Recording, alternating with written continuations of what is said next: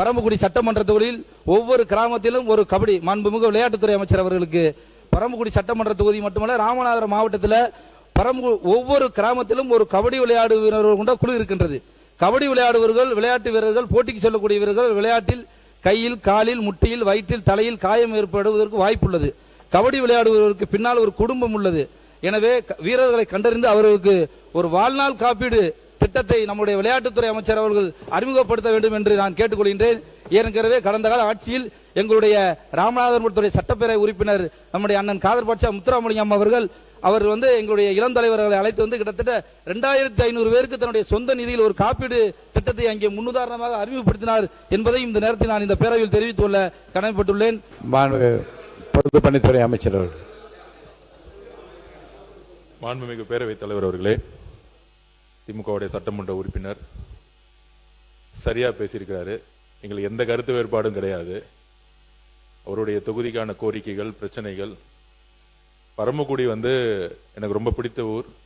கிட்டத்தட்ட 10-15 வருஷமா நான் கூடைப்பந்த விளையாட்டு போட்டியில் கலந்துருக்கேன். அங்கே எப்பவுமே ஒரு பெரிய ஸ்டேட் லெவல் டோர்னமெண்ட் நடக்கும். அங்கே மாவட்ட செயலர் அவர்களுக்கும் தெரியும்.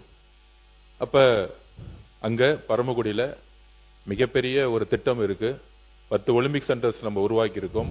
ராமநாதபுரத்தில் அந்த சென்டர் ஒலிம்பிக் சென்டர் முதலமைச்சர்கிட்ட கொண்டு போய் அது பரமக்குடியில தான் வரப்போகுது.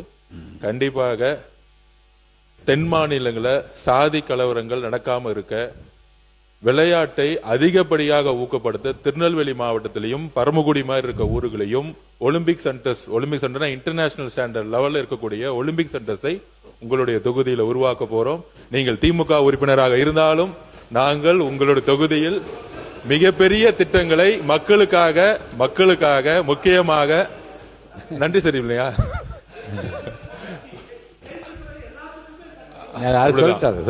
எங்களுடைய முதலமைச்சரும் நாங்களும் சரி தென் மாநிலங்களில் எதிர்காலத்தில் சாதி கலவரம் நடக்காமல் இருக்க அதிகப்படியான விளையாட்டு போட்டிகளும் அதிகப்படியான விளையாட்டு திட்டங்களும் ஒரு இன்டர்நேஷனல் ஸ்டாண்டர்ட் லெவல், அதாவது ஒரு அமெரிக்காக்குள்ள போனா பெரிய பெரிய இன்டர்நேஷனல் ஸ்டாண்டர்ட் எப்படி இருக்குமோ அதே மாதிரி நம்மளுடைய பரமக்குடியில் இருக்கக்கூடிய பிள்ளைகளும் சரி, ராமநாதபுரம் திருநெல்வேலி ராமநாதபுரம் திருநெல்வேலி கன்னியாகுமரி அந்த பக்கத்தில் இருக்கக்கூடிய விளையாடக்கூடிய மிகப்பெரிய வசதியை உருவாக்க போறோங்கிறத எங்களோட நிலைப்பாடு. அதை நாங்கள் பதிவு செய்கிறோம்.